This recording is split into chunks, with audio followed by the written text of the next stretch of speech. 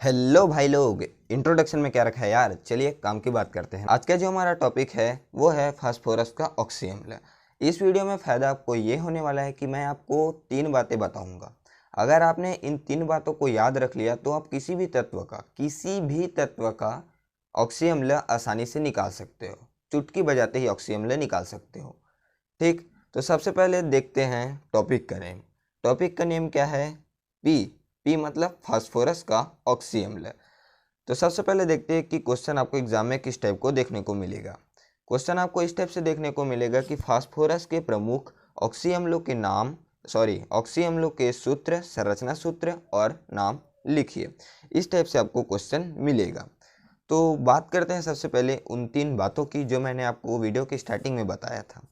ठीक, पहली बात आपको क्या याद रखना है कि जो ऑक्सीजन होता है वो डबल बॉन्ड बनाता है और जो हाइड्रोजन होता है वो सिंगल बॉन्ड बनाता है। इतना तो आपको पता ही होगा।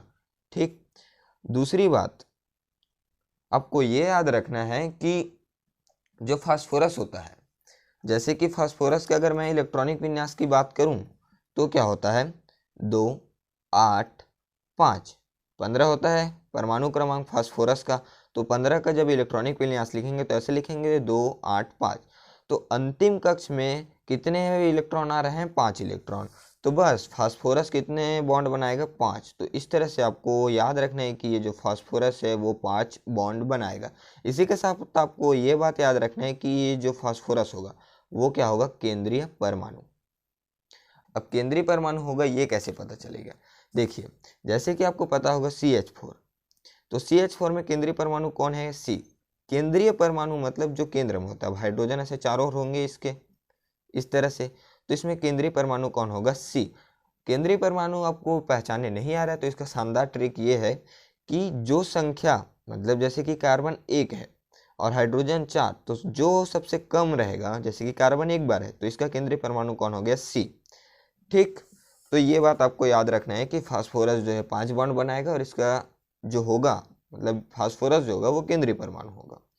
तीसरी बात आपको ये याद रखना है कि जिस तरह हमको जिंदगी में आगे बढ़ने के लिए ऑक्सीजन की आवश्यकता होती है। अब कई लोग बोलेंगे कि ज़िंदगी आगे बढ़ने के लिए ऑक्सीजन की आवश्यकता होती है, ऐसा क्यों? भाई, अगर आपको ऑक्सीजन मिलेगा ही नहीं तो आप तो वहीं पास मर जाओगे ना।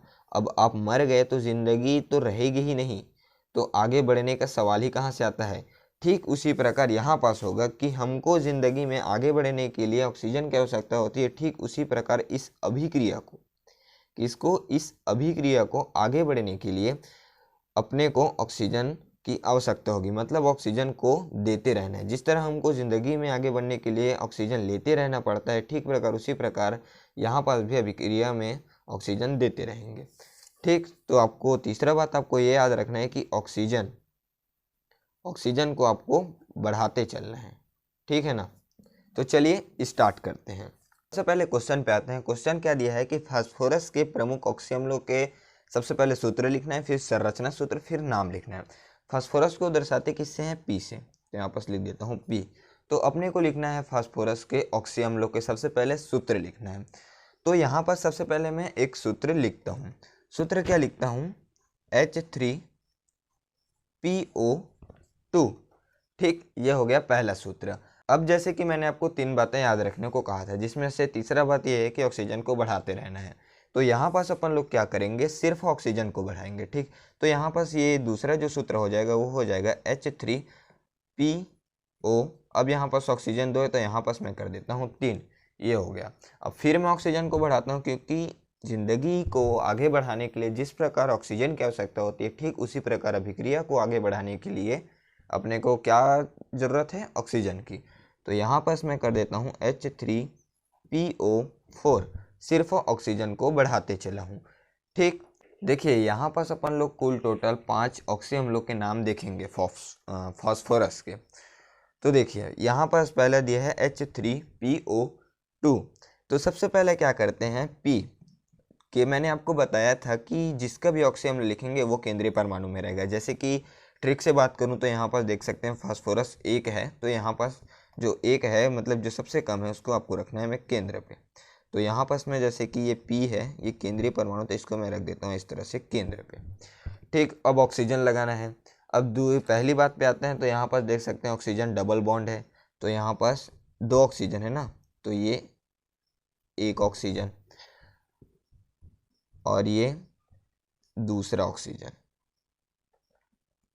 ठीक, अब H कितने हैं कुल टोटल 3, तो ये 1 H और ये 2 H।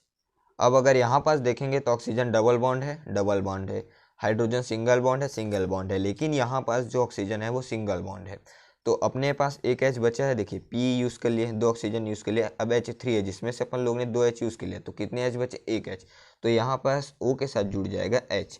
अब देखिए यहाँ पास एक बात तो ये आपको याद रखना है कि जैसे कि मैं HO भी जोड़ सकता था ना, लेकिन ये क्यों नहीं जोड़ा, तो इसको नहीं जोड़ना है। क्यों नहीं जोड़ना है, क्योंकि ये जुड़ेगा तो इस प्रकार से जुड़ेगा, और यहाँ पर जैसे फास्फोरस है तो हाइड्रोजन तो 2 बॉन्ड हो गया ना, और मैंने आपको क्या बताया था कि हाइड्रोजन 1 बॉन्ड जुड़ता है, तो इसलिए यहाँ पास ये नहीं होगा। अगर इसको ऐसे लिखेंगे OH, तो ये इस तरह से जुड़ेगा, ये O और ये H और ये फास्फोरस, जिसमें से यहाँ पर देख सकते हैं कि ऑक्सीजन के डबल बॉन्ड है और हाइड्रोजन के सिंगल बॉन्ड।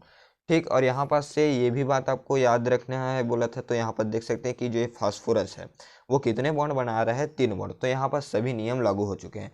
पहली बात मैंने आपको बताया था कि ये ऑक्सीजन डबल बॉन्ड थे, और double bond, hydrogen single bond थे, सिंगल बॉन्ड, और अब फास्फोरस के कितने बॉन्ड होने चाहिए, कुल टोटल 5, तो यहाँ पर 1 2 3 4 5, और ऑक्सीजन तो इसके लिए है ना।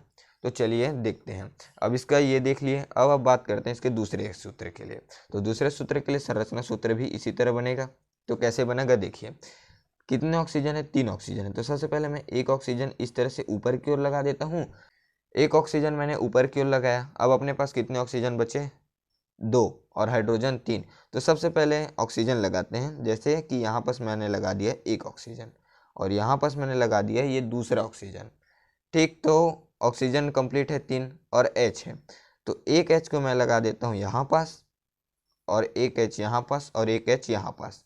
ठीक, सभी कंप्लीट है। फास्फोरस के 5 बॉन्ड है, ऑक्सीजन 3 है, और H 3 है, तो H3PO3। अब बात करते हैं इसकी। सबसे पहले P को लिखेंगे जस का तस, ऑक्सीजन यहाँ पास 4 आएंगे। अब यहाँ पास 1 ऑक्सीजन लगा देता हूँ, ये दूसरा ऑक्सीजन, ये तीसरा ऑक्सीजन, और ये चौथा ऑक्सीजन। 4 ऑक्सीजन हो गए। फास्फोरस भी कंप्लीट है 5 बॉन्ड के साथ। अब हाइड्रोजन है, हाइड्रोजन कितने हैं, 3, तो ये 1 हाइड्रोजन, 2 हाइड्रोजन, और ये 3 हाइड्रोजन। ठीक, सभी के कंप्लीट हैं। ये अपन लोग ले देख लिए 3 फास्फोरस के ऑक्सीअम्ल। इसी तरह अपन लोग 5 देखेंगे बोलेन थे, तो यहाँ पास नाम भी लिखूंगा ना, लास्ट में लिखूंगा। सबसे पहले इसकी संरचना सूत्र की बात करते हैं। देखिए यहाँ पास मैंने आपको बताया था कि H3PO2, तो इसमें ऑक्सीजन को बढ़ाया H3PO3 की है, फिर ऑक्सीजन बढ़ाया तो H3PO4 की है। अब यहाँ पास होता है क्या है पता है, कि हाइड्रोजन को पता चल जाता है और फास्फोरस की जो ये ऑक्सीजन है वो अपना मतलब जो बढ़ाते चला जा रहा है। जैसे कि यहाँ पर देख सकते हैं ऑक्सीजन पहले 2 था, फिर 3 हो गया, फिर 4 हो गया। अब ये हाइड्रोजन और फास्फोरस को पता चल जाता है, तो ये दोनों लड़ाई करने लगते हैं, किसके साथ, ऑक्सीजन के साथ। क्या लड़ाई करते हैं कि भाई तूने जो है वो 2 से 3 कर लिए, 3 से 4 कर लिए, लेकिन हमको बताया नहीं, तो हमको भी चाहिए। तो ये क्या बोलते हैं कि जैसे कि H3 है और P सिंगल है, और O कितने हैं यहाँ पास देख सकते हैं 4। तो अब नेक्स्ट बार क्या होता है कि ऑक्सीजन बोलते हैं ठीक है तुम लोग भी बढ़ा लो, लेकिन ये ऑक्सीजन बढ़ा चालू होता है ना, ये क्या करता है, देखिए ऑक्सीजन, देखिए सबसे पहले क्या होता है कि हाइड्रोजन को पता चलता है, तो ये बोलता है कि मेरे को भी चाहिए, तो ये हाइड्रोजन जो है वो बढ़ता है, तो H3 से क्या बन गया, H4। अब ये P को भी पता चलता है, तो P भी मांगता है, तो H3 से क्या हो जाता है, H4 हो जाता है, और ये P का भी बढ़ जाता है, तो H4P2। अब ये ऑक्सीजन देखिए यहाँ पर अपन लोग ने क्या किया, हाइड्रोजन को 1 बढ़ाया, फास्फोरस को भी 1 बढ़ाया, कुल टोटल अपन लोग ने कितने बढ़ाए, 2। तो अब ये ऑक्सीजन ले लेता है उन दोनों को, मतलब यहाँ पास O4 था वो बन जाता है O6। ठीक, हाइड्रोजन में 1 बढ़ा है, फास्फोरस में 1 बढ़ा है, लेकिन कितने बढ़ा है अपन लोग ने, कुल टोटल 2, तो ऑक्सीजन में कुल टोटल बढ़ा देते हैं 2, तो H3PO4, ये H3PO4 हो जाता है H4P2O6। ठीक, तो यहाँ पर भी मैं उसको लिख देता हूँ, क्या हो जाता है इसको, ये H3 नहीं रहेगा, वो H4 हो जाएगा, और ये P2 और O6। अब आगे फिर ऑक्सीजन को बढ़ाना है, ऑक्सीजन नहीं बढ़ाएंगे तो अभिक्रिया पूर्ण नहीं होगा, तो H4 का H4 रहेगा और ये जो ऑक्सीजन है वो बढ़ जाएगा, तो H4 और P2 का P2 जिसका तस रहेगा और ऑक्सीजन जो 6 हैं वो हो जाएंगे 7। ठीक, ये तो बात कर लिए इसके संरचना सूत्र की। अब बात करते हैं इसके संरचना सूत्र की। देखिए मैंने आपको बताया था कि P को अपने को केंद्र में रखना है, तो ये रख देते हैं P, एक P। कुल टोटल कितने P हैं? 2, तो ये एक P और ये दूसरा P। ठीक, ऑक्सीजन कुल टोटल कितने लगाने हैं अपने को? 6, तो ये एक ऑक्सीजन ऊपर की ओर और इसका भी एक ऑक्सीजन ऊपर की ओर। कितने ऑक्सीजन लगा लिए अपन लोगों ने? कुल टोटल 2।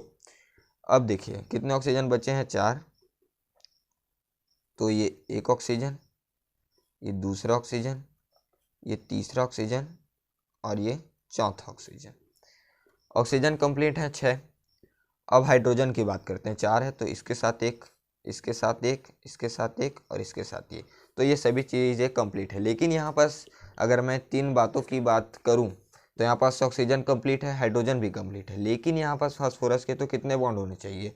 5, लेकिन यहाँ पास कितने हैं? 4, तो इन दोनों को ऐसे जोड़ देते हैं। अब ये इस फास्फोरस का भी 5 बॉन्ड है और इस फास्फोरस का भी 5 बॉन्ड है। ठीक, तो ये हो गया इसका संरचना सूत्र। अब बात करते हैं इसकी। इसमें क्या होगा? सबसे पहले P2 है तो P को 2 लिख दो, जैसे कि ये एक P और ये दूसरा P। ठीक, ऑक्सीजन कितने हैं? 7, तो ये 2, एक ऑक्सीजन ये ऑक्सीजन ये। ठीक, और इधर एक ऑक्सीजन ऐसे, इधर एक ऑक्सीजन ऐसे, इसका भी इस तरह लगा देते हैं, इसका एक और इधर एक। कुल टोटल कितने ऑक्सीजन हो गए? 6, लेकिन अपने को यूज़ कितने करने हैं? 7 की। तो यहाँ पर 7 होगा कैसे? देखिए हमको ऐसे बनाना है कि जो ये फास्फोरस है वो 5 बॉन्ड ही रहना चाहिए। तो देखिए ये ऐसे बढ़ा दिया इसको और इसको ऐसे, तो ये फास्फोरस कंप्लीट है। लेकिन यहाँ पर ऑक्सीजन को ऐसे जोड़ देता हूँ मैं। अब जोड़ दिया तो क्या होगा कि ये ऑक्सीजन तो ये डबल बॉन्ड है, फास्फोरस भी 5 बॉन्ड है और ये सभी चीज़ें कंप्लीट है। तो ये अपना P2O7 कंप्लीट। अब बात करते हैं H4 की, तो एक H, दूसरा H, तीसरा H और ये चौथा H। ठीक, तो ये इसका भी संरचना सूत्र। अब यहाँ पास देख सकते हैं कि अपन लोग ने इसके कुल टोटल 5 देख लिए, इसके ऑक्सी अम्ल, तो इसके नाम भी लिख देते हैं। यहाँ पास देख सकते हैं मैंने इन तीनों के ऑक्सी अम्लों के नाम लिख दिया है। H3PO2 का ऑक्सी अम्ल हो जाएगा नाम जो हाइपोफास्फोरस अम्ल, और इसका हो जाएगा फास्फोरस अम्ल, और इसका नाम हो जाएगा ऑर्थोफास्फोरिक अम्ल। अब ये तीनों का तो देख लिया, अब देखते हैं नीचे वाले तीनों की। ठीक है, इसका जो नेम होगा H4P2O6, इसका नाम होगा हाइपोफास्फोरिक अम्ल। क्या होगा? ये चौथा है ना, हाइपोफास्फोरिक अम्ल, हाइपोफास्फोरिक अम्ल। ठीक, और इसका जो होगा H4P2O7 का, इसका नाम होगा पायरोफास्फोरिक अम्ल। क्या होगा? पायरो, ये कितना है? 5वां ना, तो ये हो जाएगा पायरोफास्फोरिक अम्ल, फास्फोरिक अम्ल। अब लगभग यहाँ पास अपन लोग ने सभी के ऑक्सी अम्ल देख लिए। क्वेश्चन के हिसाब से दिया है कि प्रमुख ऑक्सी अम्लों के सूत्र लिखना है, तो यहाँ पर सूत्र लिख दिए हैं। संरचना सूत्र, तो ये संरचना सूत्र, और नाम भी लिखना है, तो यहाँ पर अपन लोग ने सभी के नाम देख लीजिए, यहाँ पर लिख दिया है सभी का। तो चलिए अब आप इसका स्क्रीनशॉट ले लीजिए ताकि आप इसको अपने नोट्स में लिख पाएँ। ये आपका पहला स्क्रीनशॉट, फिर आपका ये दूसरा स्क्रीनशॉट। वीडियो अच्छी लगी हो तो प्लीज़ लाइक करें, शेयर करें, सब्सक्राइब करें। Thank you.